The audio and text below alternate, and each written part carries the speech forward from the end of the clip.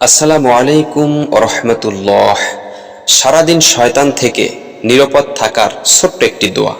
নিয়মিত এই দোয়াটি পাঠ করলে শয়তান থেকে ওই ব্যক্তি সারা দিনের জন্য মুক্তি পাবেন। সুবহানাল্লাহ। আল্লাহ তাআলা বলেছেন, শয়তান মানুষের প্রকাশ্য শত্রু। এর অর্থ হলো শয়তান যে আমাদের শত্রু এ নিয়ে কোনো সংশয় নেই।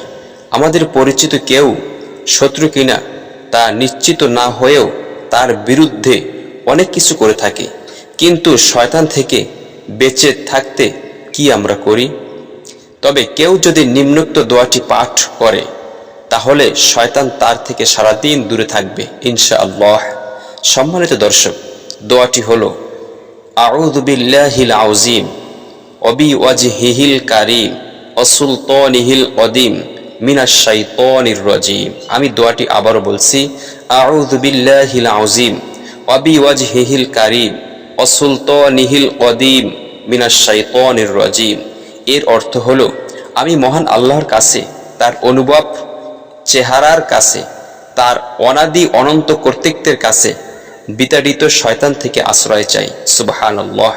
হযরত হাওয়াই ইবনুল শুয়ারিহ রহমাতুল্লাহি আলাইহি বলেন, আমি হযরত উকবা ইবনে মুসলিমের সঙ্গে সাক্ষাৎ করে বলি, আমি জানতে পারলাম যে আপনার কাছে হযরত আব্দুল্লাহ ইবনে আমর ইবনুল আস রাদিয়াল্লাহু আনহুর মাধ্যমে নবীজি সাল্লাল্লাহু আলাইহি ওয়াসাল্লাম থেকে এই হাদিস বর্ণনা করা হয়েছে যে নবীজি সাল্লাল্লাহু আলাইহি ওয়াসাল্লাম মসজিদে প্রবেশের সময় দোয়াটি বলতেন। সুবহানাল্লাহ।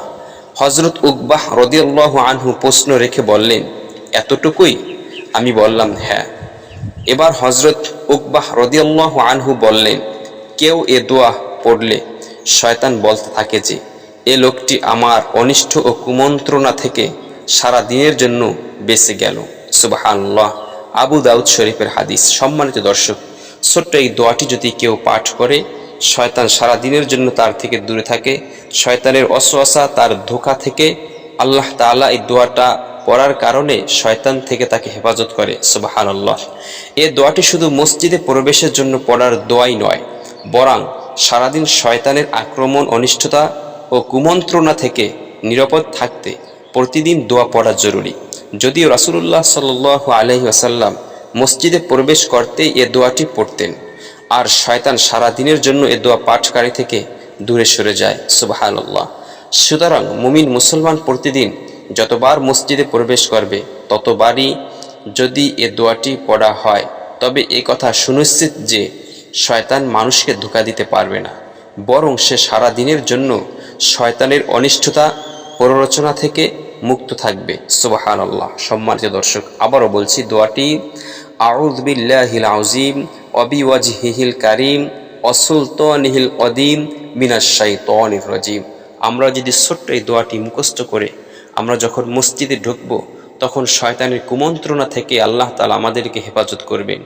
সকাল যখন ঘুম থেকে উঠবেন, ওঠার পরে দোয়াটি পাঠ করেন, তাহলে সারা দিনের জন্য শয়তান আপনাকে ওয়াসওয়াসা দিতে পারবে না।